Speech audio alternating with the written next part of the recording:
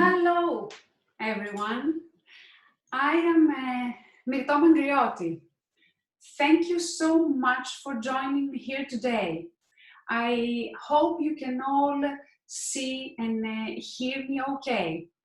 Your mics will be muted, so if you want to comment or ask anything, please use your chat box and I will get to it after the presentation is over. Okay then.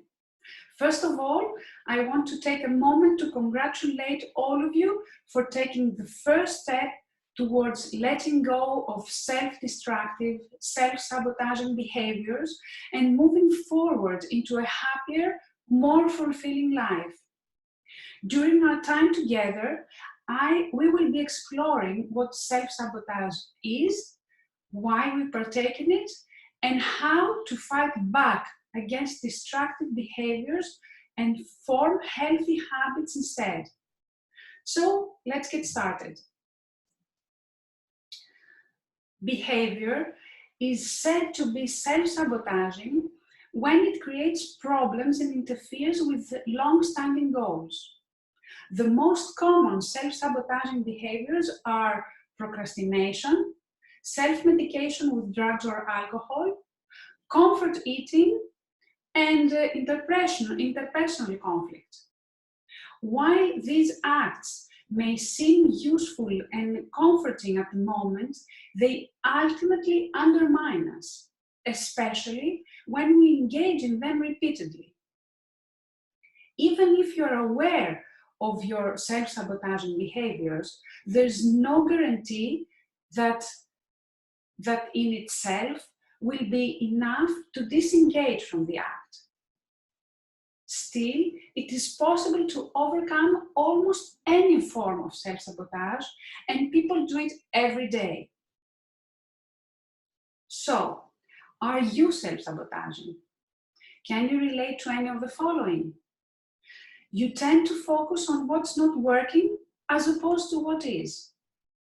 You tend to fear the future, worry a lot about the what ifs and what might happen down the road, feel like you have no value and find it challenging to recall accomplishments. You criticize yourself often and can't accept compliments. You compare yourself to others consistently and feel bad for not measuring up. You chase away relationships. If you are in a relationship, you quickly find flaws and faults in the other person. You feel like you have no purpose in life. For some of us, these behaviors are all too familiar. For others, they might seem to be a bit off reach. Up next, we'll talk about specific actions and symptoms of self-sabotage that lurk a bit further below the surface.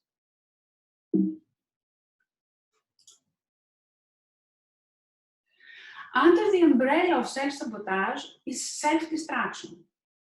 Self-destructive symptoms can arise all the time and are signs that we are trying to self-sabotage.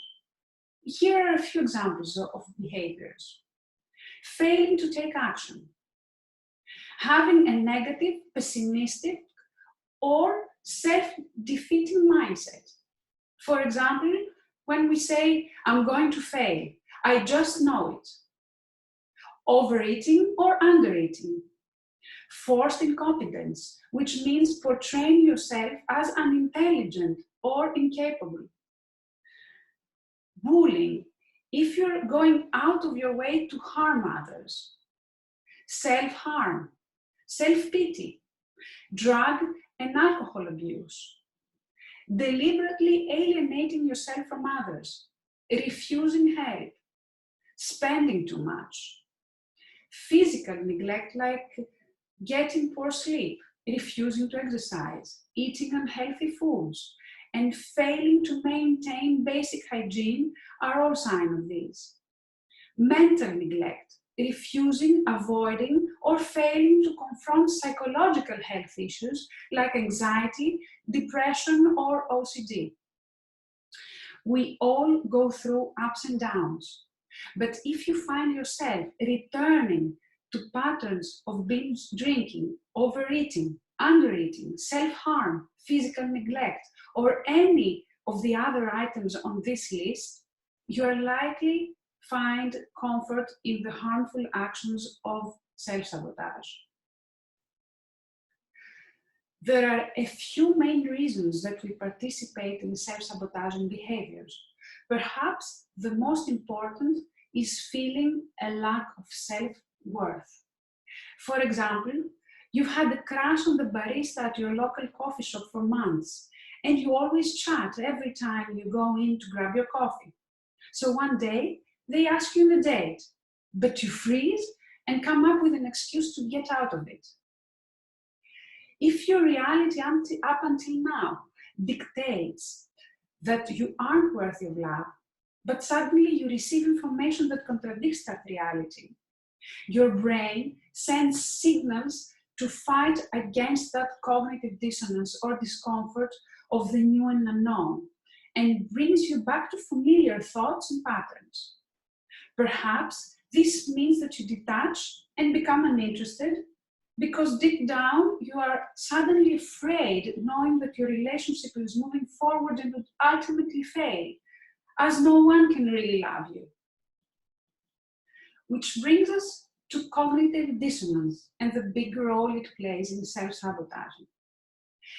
Every time something doesn't make sense, like when we are hurt or surprised by an action, we feel discomfort, and our brain compensates by creating a new reality that eliminates the dissonance. How does this play out in terms of self-sabotaging behavior? Here's an example.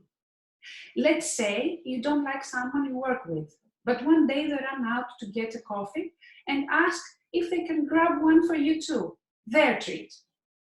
After experiencing this exchange, you have two options moving forward. You change your opinion of them, maybe they're actually kind of cool, or you justify your previous opinion of them.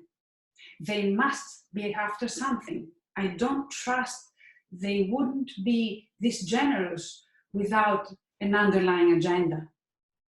Once you land on one of these options, your brain sticks to it. Processing new information makes our brains work harder and throws a wrench in the inner workings of everything. Therefore, our first instinct is to come to a conclusion and move on, even if that means making a judgment that is not factually correct.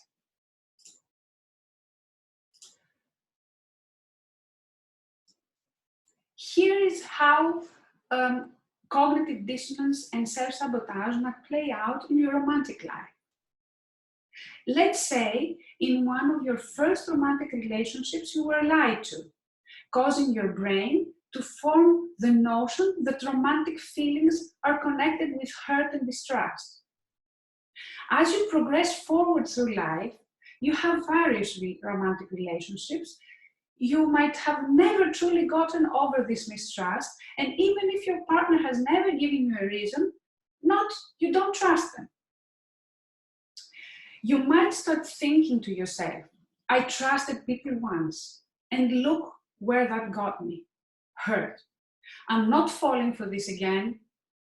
Like in the previous example, your brain kept selecting option 2, I don't trust it. Your brain likes it when you fall back into previous patterns because that's less cognitive work. It would be uncomfortable to learn new information, process it, then apply that new knowledge to all your memories and beliefs, and so it's easier to fall back into old ideas and prejudices.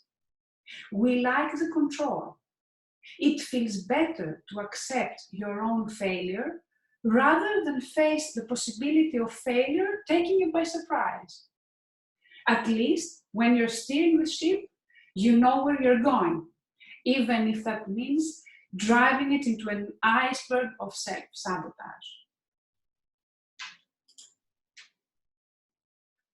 The higher up you rise, the further you have to fall. This fear of ultimately falling is another reason we partake in self-sabotage. Our psyche is rooted in the perception that you are not deserving of the success you've gained so far. In return, you might partake in self-sabotaging behavior, such as doing the bare minimum, procrastinating, or diverting your attention in order to avoid this fear. Other reasons that we might turn to self-sabotaging behaviors are due to familiarity or even boredom. We are creatures of habit, but sometimes this means that we choose consistency over our own happiness or contentment. If we are used of being or feeling overlooked, mistreated, or exploited, it can be strangely reassuring to put ourselves in that position over and over again, even though we know that these roles makes us unhappy. We prefer them to the unknown, we might also turn to self-sabotage because we're bored.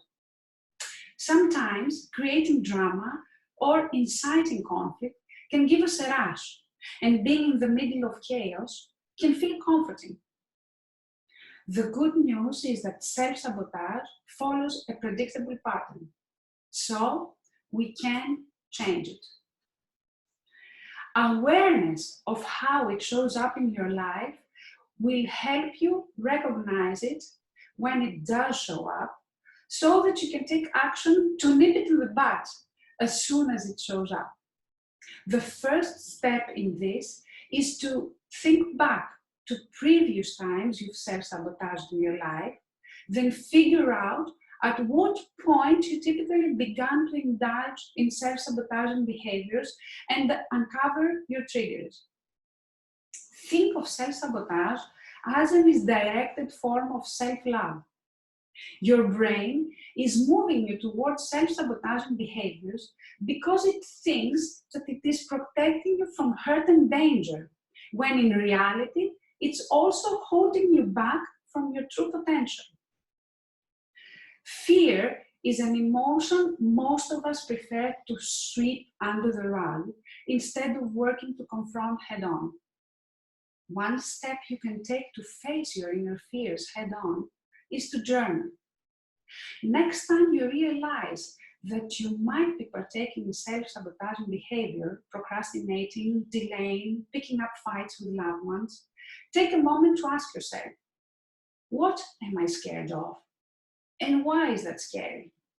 Then ask yourself, if that worst case scenario happened, could I handle it? Finally, ask yourself, does this fear outweigh my desires? Let me share an example from my past personal experience. I used to overindulge on food and wine, and I realized that this usually happened when I felt lonely or bored. So what was I scared of? Feeling lonely. Why was it scary? Because it made me feel depressed, and I started having negative thoughts which were really unpleasant, such as that my relationships are a failure and I will never have a truly meaningful relationship. Could I handle it? Of course I could. And if I really thought about it, my belief was not even true. Did the fear outweigh my desires? No. I always wanted to feel sexy, healthy, and fit. So overeating and drinking did not get me there. Nor did it make me feel more lovable or likable to other people, or myself for that matter. So how did I conquer this pattern? I had, and I still have, my goal in my mind, which is to be healthy, sexy, and fit. So when I catch myself craving for food, I stop and ask myself, am I hungry? Am I lonely? Or am I bored? If the answer is not the first one, I say to myself, it is okay to feel lonely. I can handle it. This too shall pass. And try to find another activity to distract myself from these thoughts. TV does not help, but doing some creative work or taking a walk is what does the trick for me. Once you've taken these steps and actually taken time to consider the situation head on, the fear inside you loses a little bit of power over your side. Also, as you become aware of the pattern, you can rationalize the fear and actually understand that your thoughts are usually not even true.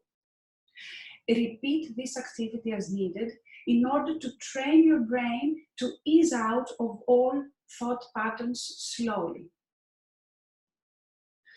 So keeping a journal helps. You might also consider journaling weekly or monthly on the following questions.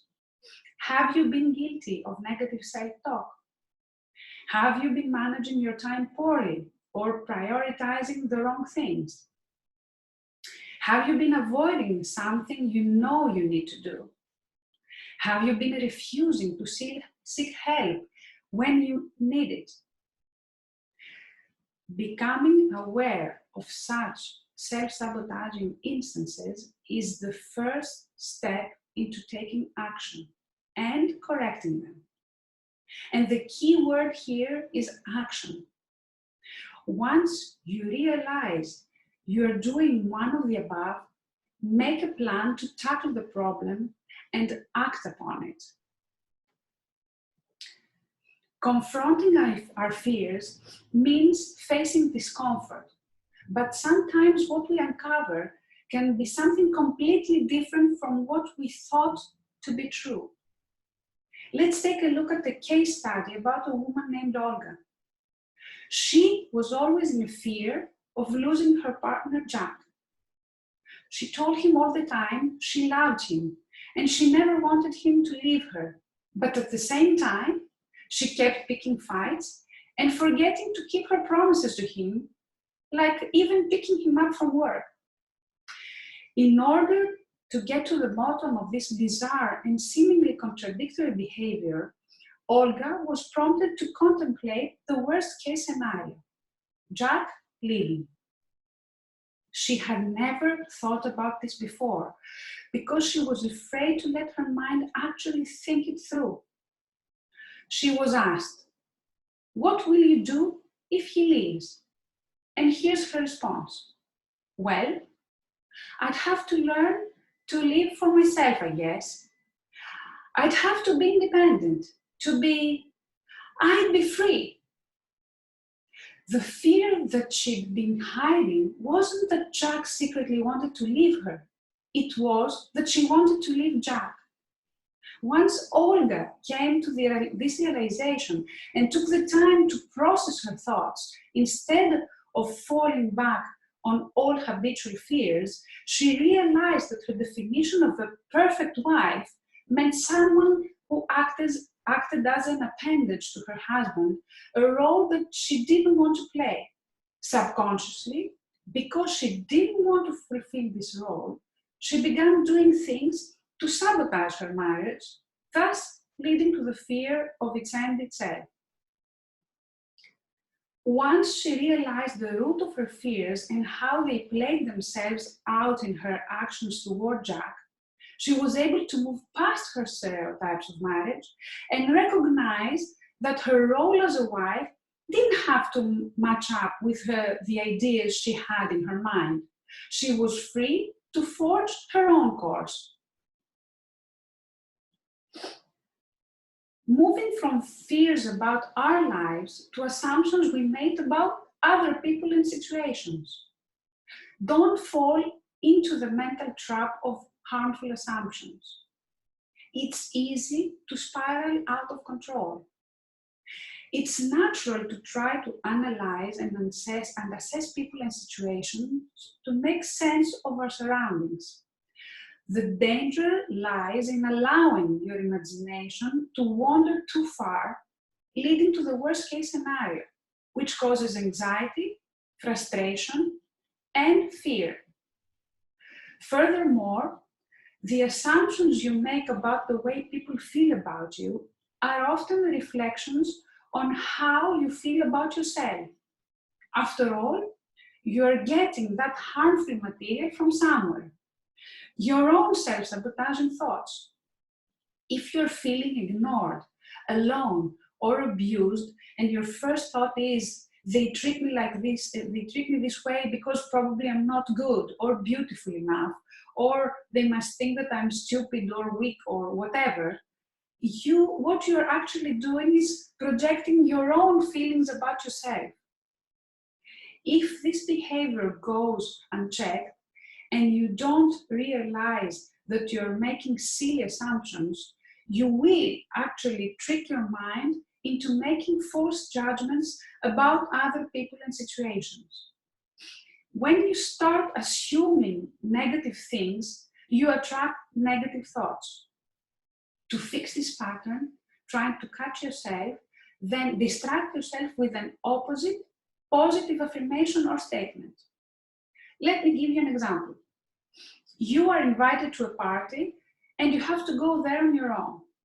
You think, I'm not going because I will feel awkward and I don't know if people will want to talk to me.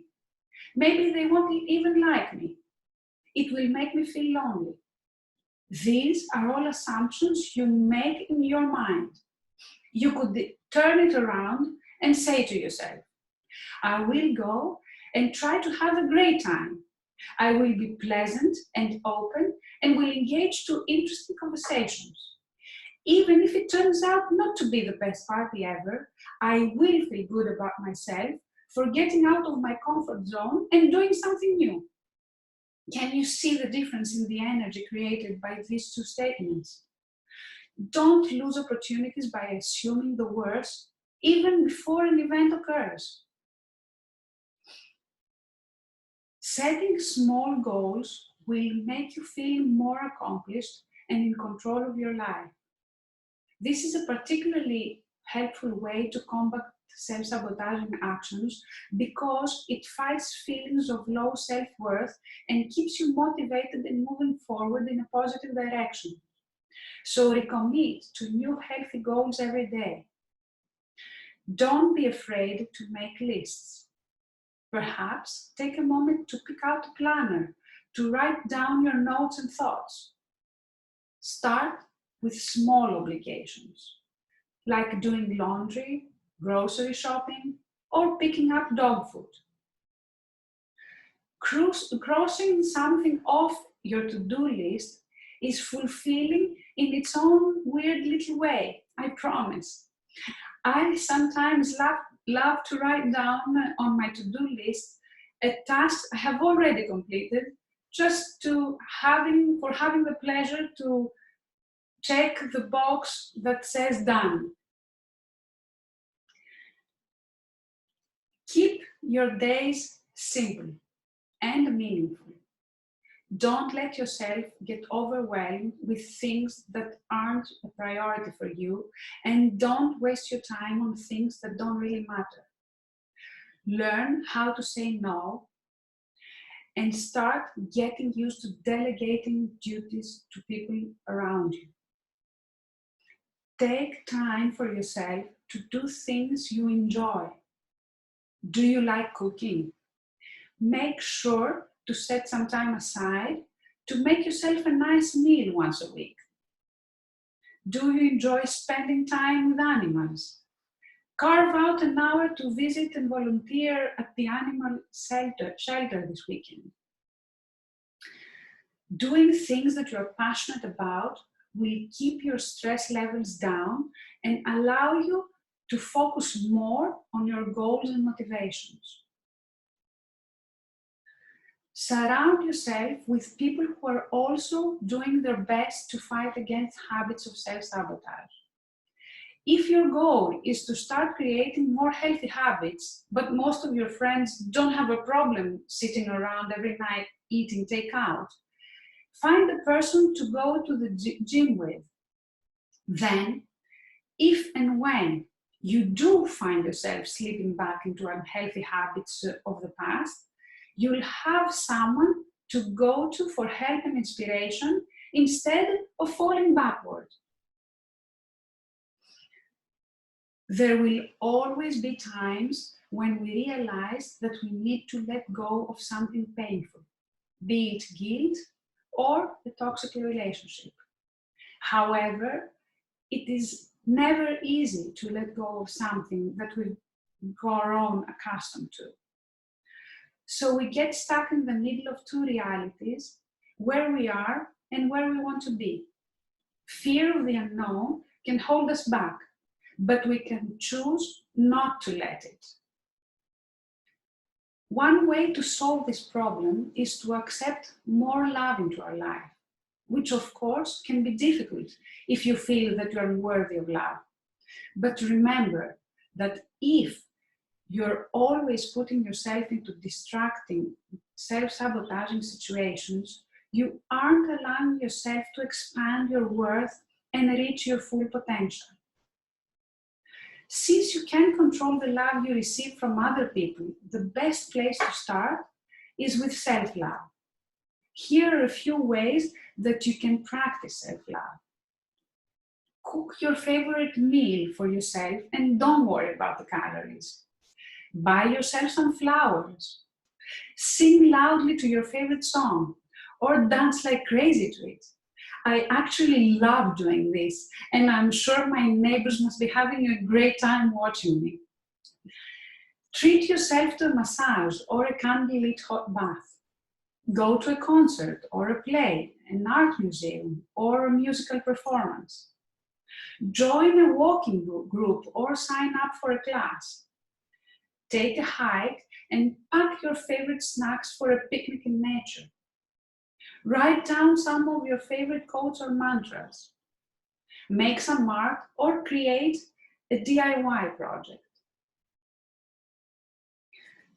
When you do something you're proud of, stay with it a little. Relish the experience. It's not narcissistic. It's an act of self-care.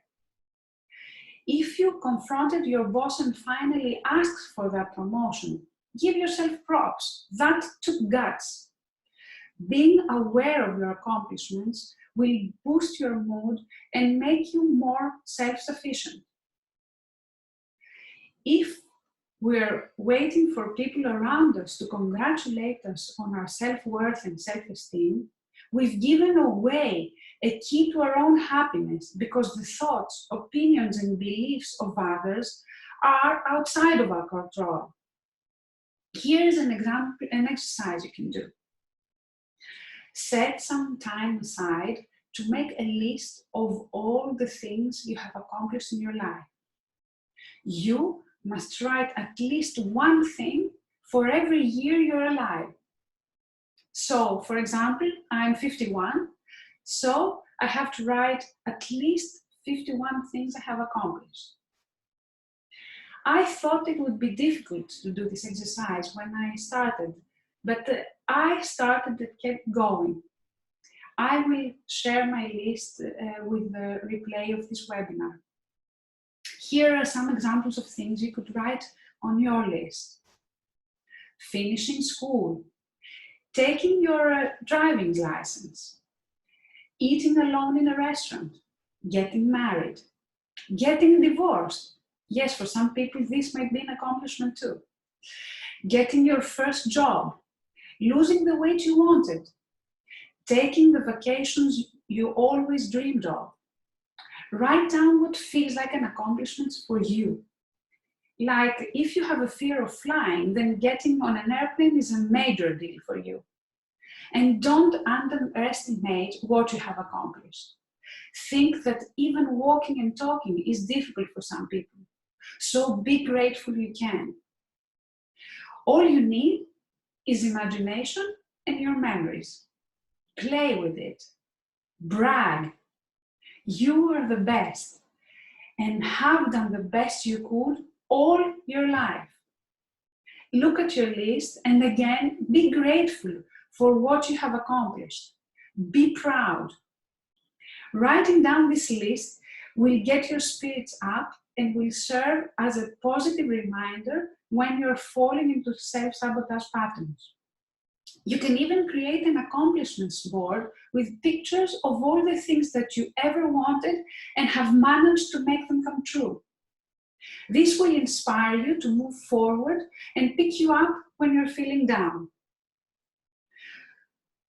One of the best ways we can practice self-care and break up with self-sabotage is to take care of our physical body.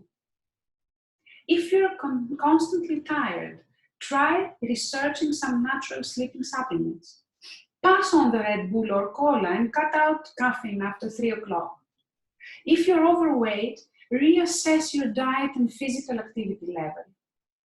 If you have chronic pain, look into possible remedies like yoga, acupuncture, or dietary changes.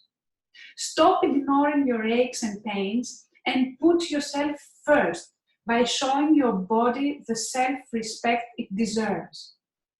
Start with one small change, something that you feel will be easy for you to do, and take it from there. Another way to stop self-sabotaging is to shift your focus from yourself and turn to somebody else. Pick up the phone, call a friend, and ask them how they are doing. Don't talk about you, but ask how you can help them in any way you can. This is a great tip, which I also recently heard from Lady Gaga in her interview on Oprah's Super Soul Sunday, and it really makes great sense. Loving and taking care of others has a very positive impact on you too. It takes your mind away from your issues and it makes you feel good about yourself. Compassion has that effect. And remember that giving is always more rewarding than getting.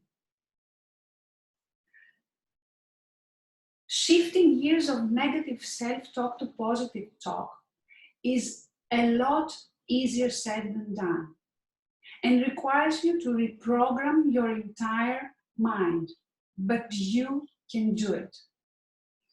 Even if you think that you are not that critical of yourself, you might be surprised. Most of the time, we are unaware of the unconscious dialogues that goes on in our minds. Here are some tricks you can use to boost your positive self-thought. Practice positive affirmation, like I deserve to be happy. Every day, in every way, I'm getting better and better. I trust my intuition. Or I am worthy of love are all excellent places to start. Repeat these phrases to yourself when you sense you're spiraling. Think of failures as new opportunities. Sometimes things that seem negative at the onset can actually lead to really awesome things. Sit up straight. Slouching is an easy way to make yourself feel crummy, lazy, and lethargic. Sitting up straight will make you feel more useful, awake, and thoughtful. Avoid negative people. If your cubicle neighbor is always complaining, bring in a pair of headphones and listen to some podcasts instead. If you have a friend who always sees the glass half empty, try spending more time with people who are willing to join you on your journey to a more positive outlook on life. Look at the big picture. You got a parking ticket. That's a bummer. But will it matter in a week, a month, a year? Try not to waste precious mental power on things that are out of your control and that won't matter in the long run. Last but not least, learn to forgive yourself for your past actions and cut yourself a break. When negative thoughts come creeping into your mind, stop them in their tracks and counteract them with positive thoughts. Talk to yourself and defend yourself the way you would protect your friend, your parent, or your sibling. So, when looking into self-sabotage and what we can do to eliminate it from our life, this is what we have discussed today. The first and most important step is to recognize your pattern. If you don't know what you're doing to self-sabotage, how can you correct it? One way to keep track of your thoughts and behaviors is to write them down in a journal. Also, it would be helpful for you to answer the following questions in your journal, weekly or monthly, because they will help you reflect on what you might be doing wrong. Questions are: have you been guilty of negative self-talk? Have you been managing your time poorly or prioritizing the wrong things? Have you been avoiding something you need to, you need to? And have you been refusing to seek help when you need it? Also, confront your fears, which is, of course, easier said than done. But sometimes they are not as big as we think, or they are masking something completely different, which may be worth looking into. Recommit to new healthy goals every day and start with small steps. Stop assuming things. And if you are going to assume the better version of your wild imagination and not the worse. Do less things better, learn to delegate, and learn to say no. Get an accountability partner and support each other on the positive goals you set for your lives. Love and take care of yourself. Every week, do at least one thing that you love just for you. Listen to your body. Meditate. Praise yourself. Write a list of your accomplishments and review them. Create an accomplishments board to inspire you and to look at when you aren't at your best. Love and take care of other people, because giving feels more rewarding than receiving. Focus on positive and practice positive affirmations. Think of failures as new opportunities. Sit up straight, a simple but effective remedy. Avoid negative people. Look at the big picture. Things that are stressing us and seem important now usually are meaningless after some time. And last but not least, forgive yourself. You are always doing the best you can. Remember that. So, what now? You're probably wondering what's next. The most important step, if you really want to stop self-sabotage or make any change in your life, is to start immediately. So, I challenge you to commit in selecting and doing at least 3 things from the list suggested in the webinar, which will move you towards stopping self-sabotage. Also, I am very happy to let you know that next month my free webinar will be about rewriting your story, where I will go deeper and with more exercises on overcoming negative self-talk.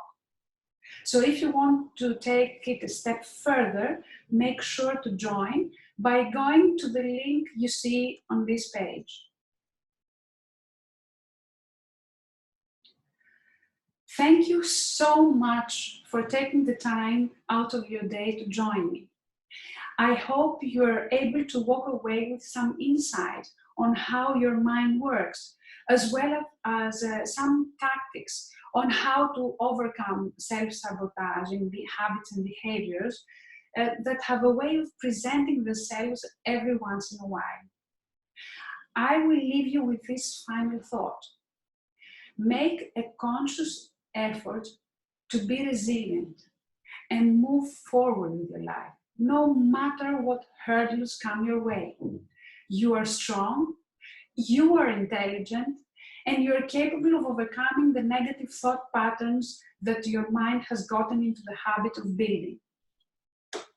If you have any questions, please email me or comment on the post replay of this webinar. Bye for now. Thank you.